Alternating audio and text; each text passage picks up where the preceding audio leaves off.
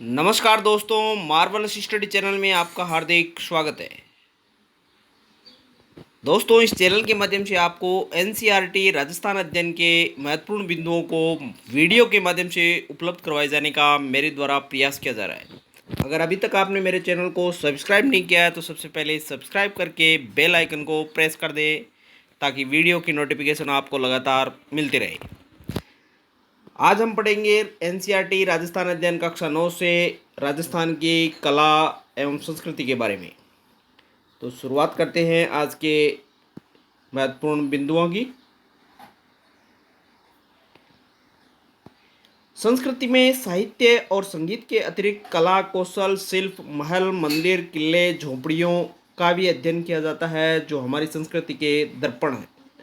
हमारी पोशाक, त्योहार, रहन सहन, खान पान, तहजीब, तमीज़ सभी संस्कृति के अंतर्गत आते हैं। थोड़े से शब्दों में कहा जाए तो जो मनुष्य को मनुष्य बनाती है वह संस्कृति कहलाती है। जो मनुष्य को मनुष्य बनाती है वह क्या कहलाती है? संस्कृति कहलाती है। इसमें एक दे रखी है साझी संस्कृति। धार्मिक सहिष्णुता के परिणाम स्वरूप अजमेर में ख्वाजा मोइनुद्दीन चिश्ती की दरगाह में हिंदू मुस्लिम एकता के दर्शन होते हैं, जहाँ सभी धर्म के अनुयायी एकत्र होकर इबादत, प्रार्थना करते हैं और मन्नत मांगते हैं। लोक देवता गोगाजी रामदेव जी के समाधि स्थल पर भी सभी धर्मानुयायी अपनी आस्था रखकर सांप्रदायिक सद्भावना का उदाहरण प्रस्तुत करते हैं। राजस्थान के सामाजिक जीवन यथा खान पान, रहन सहन, आमोद प्रमोद और रस्मों रिवाज में सर्वत्र हिंदू मुस्लिम संस्कृति का समन्वय हुआ है। भोजन में अकबरी जलेबी, खुरासानी खिचड़ी, बाबर बड़ी, पकौड़ी और मंगोड़ी का प्रचलन मुगली प्रभाव से खूब पनपा है। परिधानों में मलमल, मखमल, नौरंगशाही, बहादुरशाही कपड़ों का प्रयोग हुआ है। आमोद प्रमोद में पतंगबाजी, कबूतरबाजी मुगल काल से प्रचलित हुई है। स्थापत्य कला में हिंदू मुस्लिम शैलियों का सम्मिश्रण साझी संस्कृति यानी मिलीजुली संस्कृति का उदाहरण है। मध्यकालीन साहित्यिक उपलब्धियां। राजस्थान में साहित्य प्रारंभ में संस्कृत व प्राकृत भाषा में लिखा गया था। मध्य युग के प्रारंभ काल से अपभ्रंश और उससे जनित मरु भाषा और स्थानीय बोलियां जैसे मारवाड़ी, मेवाड़ी, मेवाती, ढूंढाड़ी और बागड़ी में साहित्य की रचना होती रही, परंतु इस काल में संस्कृत साहित्य अपनी प्रगति करता रहा। संस्कृत साहित्य के बारे में जानते हैं। महाराणा कुंभा शुम्भ विद्वान, संगीत प्रेमी एवं विद्वानों के आश्रयदाता शासक थे। कुंभा ने संगीत राज, सुड प्रबंध, संगीत मीमांसा, रसिक प्रिया, गीत गोविंद की टीका, संगीत रत्नाकर आदि ग्रंथों की रचना की है।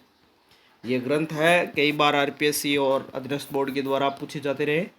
कुंभा के आश्रित विद्वान मंडन ने शिल्प शास्त्र से संबंधित अनेक ग्रंथों की रचना की है, जिनमें देवमूर्ति प्रकरण, राजवल्लभ, रूपमंडन, प्रसाद मंडन इत्यादि महत्वपूर्ण है। कुंभाकालीन चित्तौड़गढ़ और कुंभलगढ़ प्रशस्ति कुंभलगढ़ की रचना की है। राणा जगत सिंह एवं राज सिंह के दरबार में बाबू भट्ट तथा रणछोड़ भट्ट नामक विद्वान थे, जिन्होंने क्रमशः जगन्नाथ राम प्रशस्ति और राज प्रशस्ति की रचनाएं की है। ये दोनों प्रशस्तियां मेवाड़ के इतिहास के लिए महत्वपूर्ण है। आमेर जयपुर के महाराजा मान सिंह, सवाई जय सिंह, मारवाड़ के महाराजा जसवंत सिंह, अजमेर के चौहान शासक विग्रहराज चतुर्थ तथा पृथ्वीराज तृतीय, बीकानेर के राय सिंह और अनूप सिंह संस्कृत के विद्वान एवं विद्वानों के आश्रयदाता शासक थे। अनूप सिंह ने बीकानेर में अनूप संस्कृत पुस्तकालय का निर्माण करवाकर अपनी साहित्यिक प्रतिभा का परिचय दिया था। विग्रहराज चतुर्थ ने हरिकेली नाटक लिखा। पृथ्वीराज के कवि जयानक पृथ्वीराज विजय नामक काव्य के रचयिता थे। प्रतापगढ़ के दरबारी पंडित जयदेव का हरिविजय नाटक तथा गंगाराम भट्ट का हरिभूषण इस काल की प्रसिद्ध रचनाएं मानी जाती है। मारवाड़ के जसवंत सिंह ने संस्कृत में भाषाभूषण और आनंद विलास नामक श्रेष्ठ ग्रंथ लिखे। जोधपुर के मान सिंह ने नाथ चरित्र नामक एक ग्रंथ लिखा था। साथियों, अपन पढ़ रहे हैं 9th क्लास की राजस्थान अध्ययन के महत्वपूर्ण बिंदुओं को। मान सिंह को पुस्तकों से इतना प्रेम था कि उन्होंने काशी, नेपाल आदि से संस्कृत के अनेक ग्रंथ मंगवाकर अपने पुस्तकालय में सुरक्षित रखे थे। आज ये पुस्तकालय मानसिक पुस्तक प्रकाश शोध केंद्र के रूप में विख्यात है। अगला है राजस्थानी साहित्य। राजस्थानी समस्त राजस्थान की भाषा रही है, जिसके अंतर्गत मेवाड़ी, मारवाड़ी, ढूंढाड़ी, हाड़ौती, बागड़ी, मालवी, मेवाती आदि बोलियां आती है। इस भाषा में जैन शैली, चारण शैली, संत शैली और लोक शैली में साहित्य का सृजन हुआ है। तो पहला पढ़ते हैं अपन जैन शैली का साहित्य। जैन शैली का साहित्य जैन धर्म से संबंधित है। इसमें शांत रस की प्रधानता होती है। हेमचंद्र सूरी 11वीं सदी का देसी नाममाला शब्दानुशासन, जो कि व्याकरण का प्रमुख ग्रंथ है। ऋषिवर्धन सूरी का नल दमयंती रास, धर्म समुद्रगणी का रात्रि भोजनरास, हेमरत्न सूरी का गौरा बादल चौपाई प्रमुख साहित्य है। अगला साहित्य है चारण शैली का साहित्य। राजपूत युग के शौर्य तथा जनजीवन की झांकी इसी साहित्य की देन है। इसमें वीर तथा श्रृंगार रस की प्रधानता रही है। चारण शैली में रास, ख्यात, दोहा आदि में गद्य पद्य की रचनाएं हुई। बादल दाढ़ीकृत वीर भायन चारण शैली की आरंभिक रचना या प्रारंभिक रचना है। चंद्रवरदाई का पृथ्वीराज रासो, नैण सिंह की नैण श्री ख्यात, बांकीदास की बांकीदास श्री ख्यात, दयालदास की दयालदास श्री ख्यात, शिवदास गार्डन की अचलदास खिचड़ी वसनी का प्रमुख ग्रंथ है, जिनमें राजस्थान के इतिहास की आरंभिक झलक मिलती है। दोहा छंद में डोला मारू रा दोहा, सज्जन रा दोहा प्रसिद्ध रचनाएं हैं। इसके अतिरिक्त दुर्साडा का नाम भी विशिष्ट उल्लेखनीय है। वह हिंदू संस्कृति और शौर्य का प्रशंसक तथा भारतीय एकता का भक्त था। बीकानेर नरेश कल्याणमल के पुत्र पृथ्वीराज राठौड़ ने वेली किशन रुक्मणेरी नामक ग्रंथ की रचना की, जो राजस्थानी साहित्य का ग्रंथ माना जाता है। इन गुणों की ध्वनि इसके गीतों, छंदों, जुलका तथा दोहा में स्पष्ट सुनाई देती है। सूर्यमल मिश्रण आधुनिक काल का महाकवि था और बूंदी का राज्य कवि था।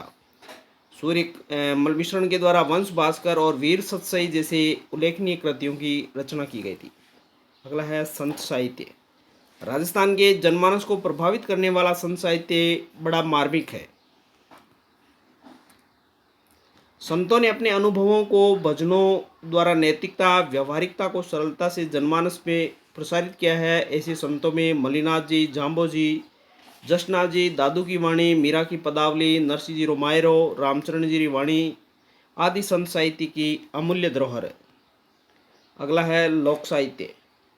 लोक साहित्य में लोकगीत, लोक गाथाएं, प्रेम गाथाएं, लोक नाट्य, पहेलियाँ, फड़े और कहावतें सम्मिलित की जाती है।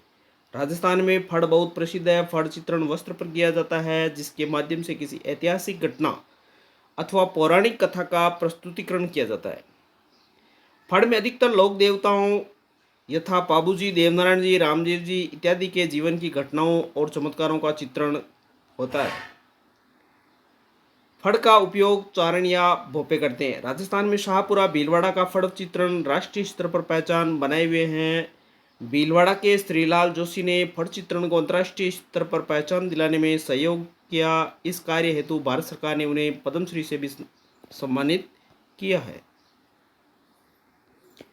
इनमें पाबूजी फड़, देवजी फड़, तीज, गणगौर आदि संस्कारों, मेलों पर गाए जाने वाले लोकगीत शामिल किए जाते हैं। अगला है स्थापत्य कला। मानव संस्कृति के इतिहास में स्थापत्य का अपना स्वतंत्र स्थान है। मध्ययुगीन राजस्थान के स्थापत्य में राजप्रासाद, मंदिरों और दुर्गों का निर्माण महत्वपूर्ण है। आज इस युग में स्थापत्य कला की एक विशेष शैली का विकास हुआ, जिसे हिंदू स्थापत्य शैली कहा जाता है। इस शैली की प्रमुख विशेषता थी शिल्प सौष्ठव, सुदृढ़ता, अलंकृत पद्धति, सुरक्षा, उपयोगिता, विशालता और विषयों की विविधता आदि। मुगल सत्ता के साथ समागम के पश्चात राजस्थानी स्थापत्य में तुर्की और मुगल प्रभाव से नई शैली का विकास हुआ, जिसे हिंदू मुस्लिम स्थापत्य शैली कहा गया। अगला है दुर्ग स्थापत्य। राजस्थान राजाओं का स्थान रहा है, जहां राजा हो या सामंत दुर्ग निर्माण को आवश्यक मानते थे। दुर्गों का निर्माण निवास, सुरक्षा, सामग्री संग्रहण के लिए और आक्रमण के समय जनता, पशु तथा संपत्ति के संरक्षण हेतु किया जाता था। अधिकांश दुर्गों का निर्माण सामरिक महत्व के स्थानों पर किया गया, ताकि आक्रमणकारियों से प्रदेश की सुरक्षा हो तथा व्यापारिक मार्ग सुरक्षित रह सके। दुर्ग निर्माण ऊंची एवं चौड़ी पहाड़ियों पर किया जाता था, जहां कृषि एवं सिंचाई के साधन उपलब्ध रहते थे। दुर्गों की प्रमुख विशेषताएं: सुदृढ़ प्राचीरें, विशाल परकोटा, अभेद्य बुर्जे, दुर्ग के चारों ओर गहरी नहर या खाई, दुर्ग के भीतर शस्त्रागार की व्यवस्था, जलाशय और मंदिर निर्माण, पानी की टंकी की व्यवस्था, अन्न भंडार की स्थापना, गुप्त प्रवेश द्वार रखा जाना, सुरंग निर्माण, राजप्रसाद व सैनिक विश्राम गृहों की व्यवस्था इत्यादि दुर्गों की प्रमुख विशेषताएं रही है। चित्तौड़ का दुर्ग सबसे प्राचीन गिरिदुर्ग दुर्ग है, जिसे महाराणा कुंभा ने द्वारों की श्रृंखला और बुर्जों के निर्माण से सुदृढ़ बनाया। इसके बारे में प्रसिद्ध है गढ़ तो चित्तौड़गढ़, बाकी सब गढ़ैया। कुंभा द्वारा ही कुंभलगढ़ दुर्ग का निर्माण करवाया गया, जो विशाल और ऊंची पहाड़ी पर सुदृढ़ द्वारों तथा प्राचीरों से सुरक्षित है। परमारों का जालोर दुर्ग, चौहानों का अजमेर में तारागढ़ दुर्ग तथा रणथंभौर दुर्ग, हाड़ाओं द्वारा निर्मित बूंदी का तारागढ़, राव जोधा का जोधपुर में मेहरानगढ़, कछुआओं का जयपुर के पास आमेर दुर्ग, नाहरगढ़ दुर्ग तथा जयगढ़ दुर्ग उत्कृष्ट गिरिदुर्ग माने जाते हैं। परमारों का झालावाड़ के निकट गागरोन दुर्ग जलदुर्ग की श्रेणी में आता है। महारावल जैसलदेव का जैसलमेर दुर्ग पीले पत्थरों से निर्मित मरुस्थलीय दुर्ग की श्रेणी में आता है। बीकानेर का जूनागढ़ दुर्ग, भरतपुर का दुर्ग समतल मैदान पर निर्मित चौड़ी खाई से घिरा हुआ है। राजस्थान के अन्य प्रसिद्ध दुर्गों में मांडलगढ़, भीलवाड़ा, अचलगढ़, आबू, रणथंभौर, सवाईमाधोपुर, बयाना, भरतपुर, सिवाना, बाड़मेर, भटनेर, हनुमानगढ़ इत्यादि के दुर्ग भी शामिल है।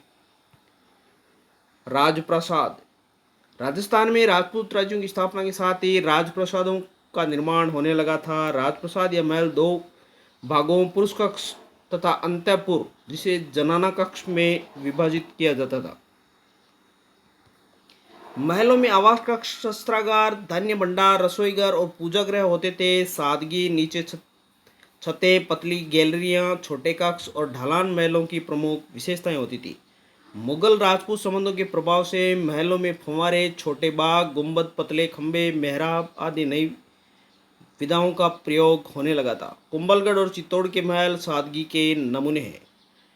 उदय सिंह के अमर सिंह के महल, जगनिवास जगमंदिर, जोधपुर के फूल महल, आमेर के दीवाने आम, दीवाने खास, बीकानेर के रंग महल, कर्ण महल, शीश महल, अनूप महल तथा कोटा और जैसलमेर के महलों में मुगल स्थापत्य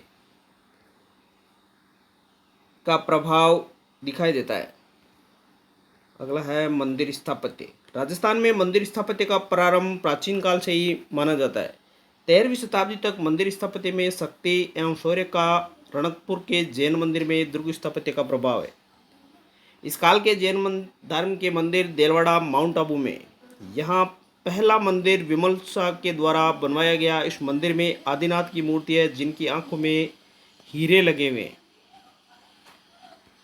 दूसरा मंदिर वस्तुपाल और तेजपाल के द्वारा बनवाया गया है, जिसमें नेमिनाथ की मूर्ति है। यह मंदिर तक्षण कला की दृष्टि से अपूर्व है। चित्तौड़ का सूर्य मंदिर एवं बांडोली चित्तौड़गढ़ के शिव मंदिर भी बड़े महत्व के माने जाते हैं। डूंगरपुर के श्रीनाथ जी के मंदिर, उदयपुर के जगदीश मंदिर में हिंदू स्थापत्य की प्रधानता है, जबकि जोधपुर के घनश्याम मंदिर तथा आमेर के जगत शिरोमणि मंदिर में मुगल शैली का प्रभाव दिखाई देता है। 17वीं तथा 18वीं सदी में मुगल आक्रमणों से के बचाव में श्रीनाथ जी नाथ द्वारा द्वारकाधीश कांकरोली, मथुरेश जी कोटा, गोविंद देव जी जयपुर के मंदिरों का निर्माण राजपूत शासकों के द्वारा ही करवाया गया था। अगला है भवन स्थापत्य। इसमें हवेलियां। राजस्थान में भवन स्थापत्य का विकास हवेलियों के निर्माण से हुआ था। राजस्थान में अनेक नगरों में सेठ और सामंतों ने भव्य हवेलियों का निर्माण करवाया था। इनमें प्रमुख द्वार के अगल बगल कलात्मक गवाक्ष, लंबी पोल, चौड़ा चौक और चौक के अगल बगल भव्य कमरे होते थे। जयपुर और शेखावाटी क्षेत्र में रामगढ़, नवलगढ़, फतेहपुर, मुकुंदगढ़, मंडावा, पिलानी, सरदारसर, रतनगढ़, सुजानगढ़ में बनी हवेलियां भवन स्थापत्य का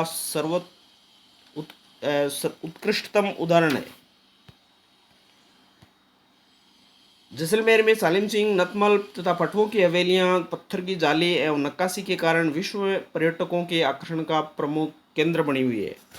और ये आरपीएससी और अधीनस्थ बोर्डों के लिए भी आकर्षण का केंद्र और अभ्यर्थियों के लिए भी आकर्षण का केंद्र ही रहती है, क्योंकि हर बार यही पूछी जाती है। इसी प्रकार वंशी पत्थर से निर्मित करौली, कोटा, भरतपुर की हवेलियां अपनी कलात्मक संगत राशि की दृष्टि से भी उत्कृष्ट है। विजय स्तंभ चित्तौड़गढ़, महाराणा कुंभा द्वारा मालवा के सुल्तान पर विजय की स्मृति में बनवाया गया विजय स्तंभ, जिसे कीर्ति स्तंभ के नाम से भी जाना जाता है, भवन स्थापत्य का अद्भुत नमूना है। 122 फीट ऊंचे स्तंभ में 9 मंजिलें हैं तथा इसके अंदर ऊपर जाने के लिए सीढ़ियां भी बनी हुई है। हर मंजिल पर चारों ओर झरोखे बने हैं तथा हिंदू देवताओं की मूर्तियों को प्रतिष्ठित किया गया है। समाधियां, देश की रक्षा में प्राण न्यौछावर करने वाले शासकों, सामंतों और सेनानायकों की स्मृति में समाधियां पर छतरियां बनाई गई है, जिन्हें देवलिया या देवल कहते हैं। ये प्रमुख है और इन्हें याद भी कर लेना, क्योंकि ये छतरियों के बारे में कई बार सवाल पूछे जाते हैं। गेटौर जयपुर के अंदर है, अहाड़ की छतरियां उदयपुर में है, जसवंतथड़ा जोधपुर में है, छत्रविलास बाग की कोटा में है, बड़ा बाग जैसलमेर में बनी छतरियां भवन स्थापत्य और मंदिर स्थापत्य का अद्भुत समन्वय। तो साथियों, ये थी राजस्थान की कला एवं संस्कृति के बारे में कक्षा 9 की पुस्तक का सार आपके समक्ष आज उस पर महत्वपूर्ण बिंदुओं के माध्यम से चर्चा की गई है। आशा करता हूँ साथियों, मार्वलस स्टडी चैनल से एनसीईआरटी राजस्थान अध्ययन के महत्वपूर्ण बिंदु आपको उपलब्ध करवाए जा रहे हैं।